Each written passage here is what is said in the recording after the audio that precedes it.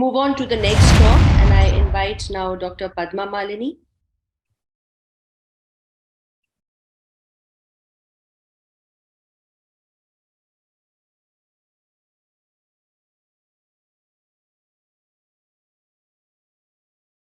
Very good evening to all of you.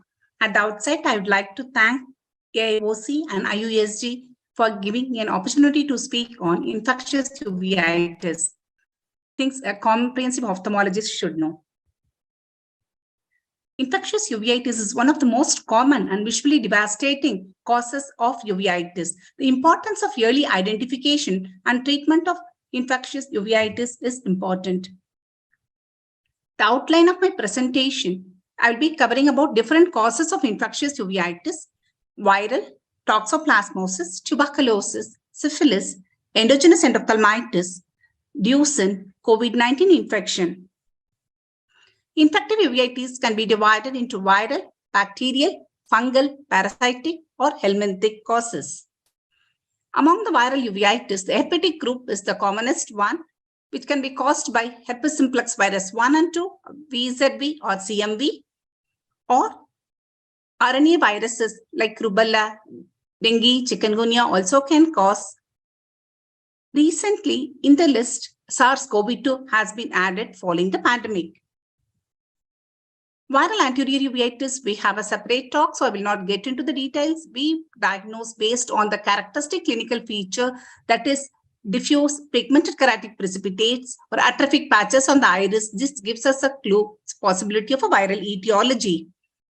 In CMV, we can have central or coin-shaped keratic precipitates.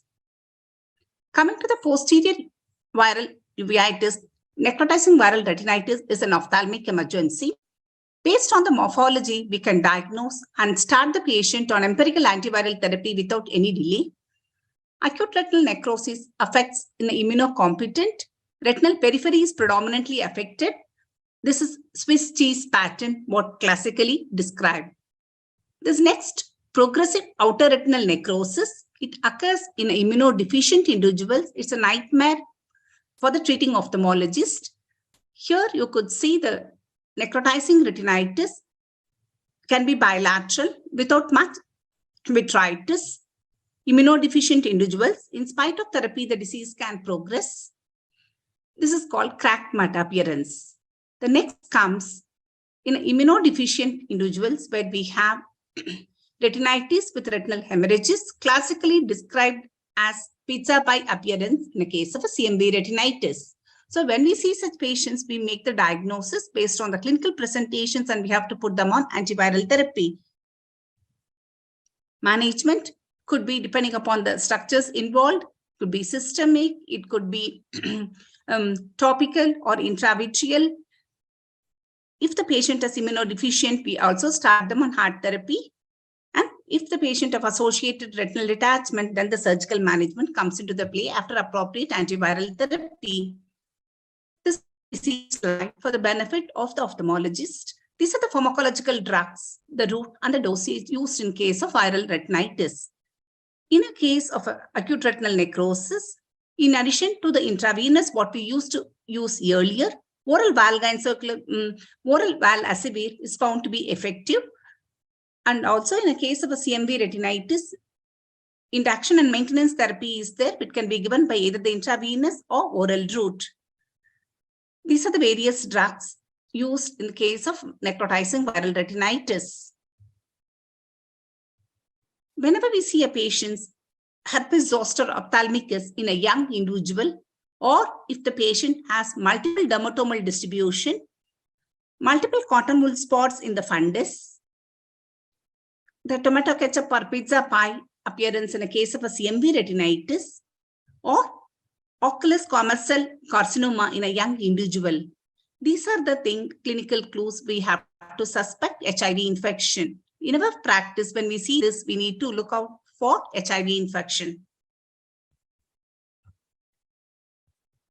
The next, toxoplasmosis, Dr. Andreas covered, so I will not get into the details. We make the diagnosis based on the clinical presentations whenever we have red light in the fog appearance or reactivation of retinitis adjacent to the scar. where the serology and PCR can help us to confirm the diagnosis, and we tried the patients on antitoxo with systemic steroids. So these are the various drugs which has been already described. So we will move on to the next entity, the mycobacterial uveitis. Could be caused by Mycobacterium tuberculosis or Mycobacterium leprae or atypical mycobacteria. Whenever we see a patient with granulomatous uveitis, which is characterized by the presence of mutton fat keratic precipitates, Busaka sarcopes nodules, or broad-based posterior synechia, suggestive of a granulomatous inflammation, we need to rule out tuberculosis. Coming to the posterior segment, if the patient has serpiginous-like choroiditis or choroidal granuloma, subretinal abscess, or nodular posterior scleritis, or retinal vasculitis, whenever we see a scar along the vessels, all this points towards the probability of tuberculous etiology, which we need to rule out in these cases. Tubercular retinal vasculitis occurs in young adults. Retinal phlebitis with peripheral retinal capillary closure. It's most often secondary to hypersensitive reaction to mycobacterial antigens. We treat these patients with ATT and systemic steroids. If the hemorrhage is severe, after the appropriate medical management, these patients receive anti-VEGF or persistent cases can undergo vitreoretinal procedures. How do we diagnose? Coming Mantox test is important. The recommended dose is 1 TU unit. There are labs which do with 5 TU and 10 TU. We need to specify the dose with 1 TU, and we measure the areas of horizontal induration. HRCT is definitely a more sensitivity. HS6 also can be used. Quantiferon TB Gold test also can be used. If whenever we have a tissue, either in the form of lymph node, the biopsy can help us to differentiate from sarcoidosis. The molecular diagnostic methods such as MPB64 and IS6-1110 genomes help us to confirm ocular tuberculosis. Rupesh Agarwal et al., the team has developed COTS team, the COTS calculator.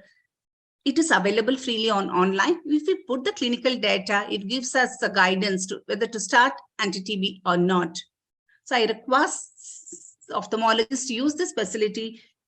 It will give us a guidance to start the patient on anti-TB drugs or not. Management, important. The ocular TB is a pulmonary TB category where the treatment duration extends more than 6 months. So coming to the local therapy, which has been reported by Dr. Manisha Agarwal et al. Team, where they've used intravitreal moxifloxacin, an anti-VEGF agent, to show the good response in a case of a tuberculous granuloma. Whenever your patients with TB, you started the patient on TB treatment and steroids, and there is worsening. Please don't stop the treatment. This could be a paradoxical worsening in some set of patients. In that situations, we need to continue ATT and steroids. Sometimes we may have to step up the dose of the steroids or may add additional immunosuppressive agents. Here is a case of a TB, serpiginous-like choroiditis with ATT. There could see a paradoxical worsening and healing lesions. Next, we'll move on to the next entity. A 50-year-old man presented with watering in the eye, where you could see the scleral lesion and also the whitish lesions extending into the anterior chamber of the eye with iris pearls.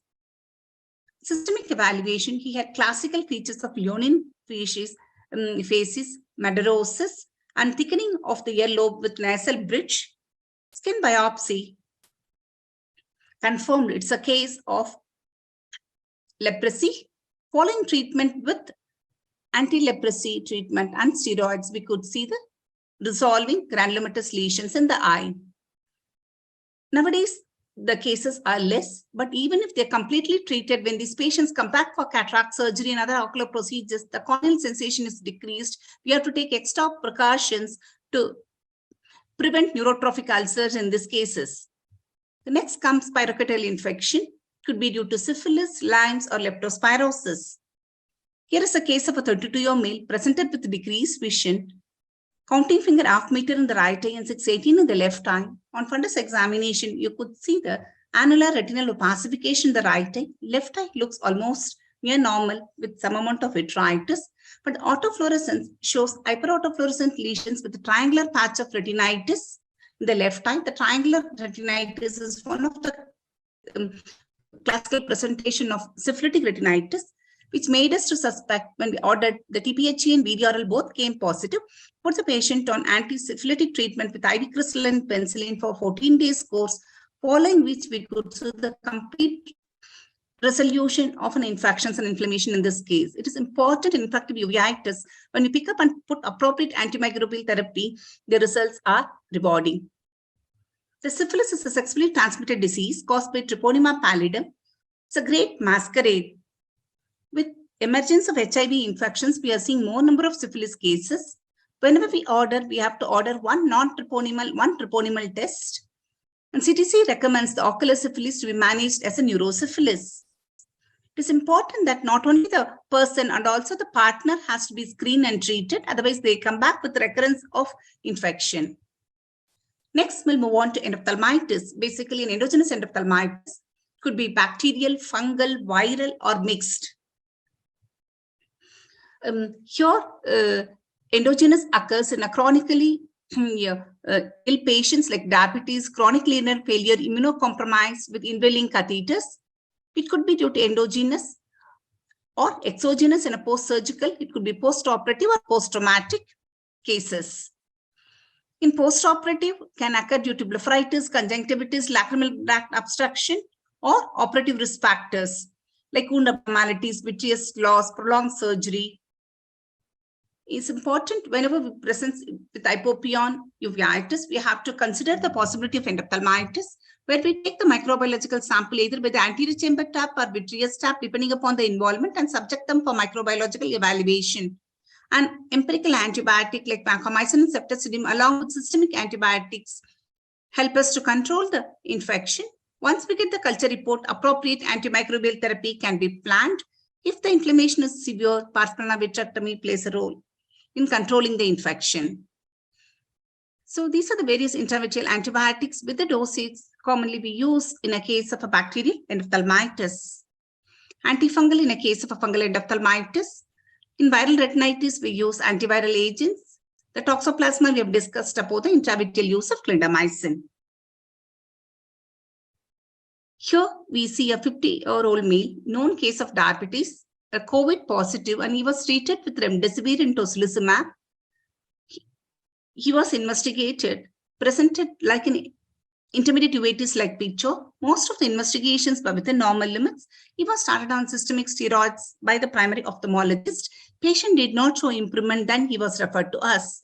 On evaluation, we could see a pigmented keratic precipitates with prominent corneal nerves, multiple snowball opacities, which is significantly increased compared to the first presentation, along with vitreous opacities. Because of the COVID and immunotherapy and diabetic individual not responding to steroids, we did suspect the possibility of a fungal etiology. When we did the PCR, came positive for the panfungal genome, and the culture revealed Tropicalis, Candida tropicalis from the vitreous cavity. In addition to the intravitreal systemic antifungal therapy, the patient has to undergo parsonal vitrectomy, following which we could see the complete resolution of infection in this case. In post-COVID, this was a challenge, especially following the second wave. Next, we'll move on to another infectious etiology like cysticercosis. Here is a case of subretinal cysticercosis. It's a large cyst. The B scan shows subretinal cysticercosis with retinal detachment. We need to do the neuroimaging to rule out neurocysticercosis before we put the patients on treatment. And yet in the case of a fibrinous uveitis, following treatment with topical and systemic steroids, we could see the clear cyst. Following the visco expression, this diagnosed to have cysticercosis. The child is doing well. The next entity is a diffuse unilateral subacute neuroretinitis, or DUSN. It's a multifocal chorioretinitis caused by the nematode. Severe unilateral loss of peripheral and central vision. Clustered yellow-gray white lesions. They have a subretinal tunnels. We call it as a Garcia sign, which classically picked up on fundus fluorescein angiography. We manage this as soon as we see the worm. The first thing we do is a photocoagulation followed by medical management. Here is a case of a DUSN where we could classically see the subretinal worm. This is the worm and these are the tracks. Following laser, there was a dead worm and subsequently managed with steroids and anti-infective treatment. Next, we'll move on to post-fever retinitis. We see quite a few cases in our part of the country. Patient gives with history of fever, sometimes with skin rashes. They must have treated empirically as viral fever. Following 2 to 4 weeks later, the patient presents with decrease in vision. This morphologically, they have retinitis, retinal hemorrhages, macular star. This could be based in the serological or molecular diagnostic can help us to differentiate this entity. Could be due to chikungunya, dengue, rickettsial, or West Nile. Recently, COVID-19, SARS-CoV-2 virus has been added in the list. Here is a male presented with fever followed by multifocal retinitis with retinal hemorrhages. On evaluation, the Will-Felix test positive for the tick typhus. FFA showed early block fluorescence with late staining and leakage, treated the patients with doxycycline and steroids, following which we could see the resolution of retinitis in this case. This is one of our earlier cases where we have treated this case and reported as rickettsial retinitis, a case series. Next, we'll move on to COVID-19 and uveitis. It has varied presentations, could be anterior uveitis, panuveitis, macular, acute macular neuroretinopathy, various vascular occlusions, serpiginous choroiditis, endogenous endophthalmitis, and SARS-CoV-2 retinitis. This is a schematic diagram showing various manifestations following COVID. There are reports where the SARS-CoV-2 has been isolated from the conjunctiva and also from the vitreous cavity. In severely immunosuppressed, they have extensive involvement like mucormycosis as well. 14-year-old female presented with loss of vision. She had erythema multiforme like skin lesions. On this examination, you could see the retinitis, retinal hemorrhages with vascular occlusions. In addition to treating her with systemic steroids, we also put her on anticoagulant because of the increased D-dimer value, following which we could see the resolving retinitis in this case. COVID-19 and uveitis is important to differentiate what stage of the disease we are going to see this, either infective, inflammatory, or secondary infection. If it's infective, we are going to treat the patients with antiviral therapy, inflammatory and hypercoagulable corticosteroids and anticoagulants. Secondary infections, we are going to treat with appropriate antimicrobial therapy. I would like to conclude with this case. A 38-year-old male presented with redness and pain. On examination, right eye was absolutely fine. The left eye had circumciliary congestion, an AC reaction with hypopyon, with prominent corneal nerves. Fundus examination was normal. When we did the routine evaluation, he had increased pus cells on urine microscopy.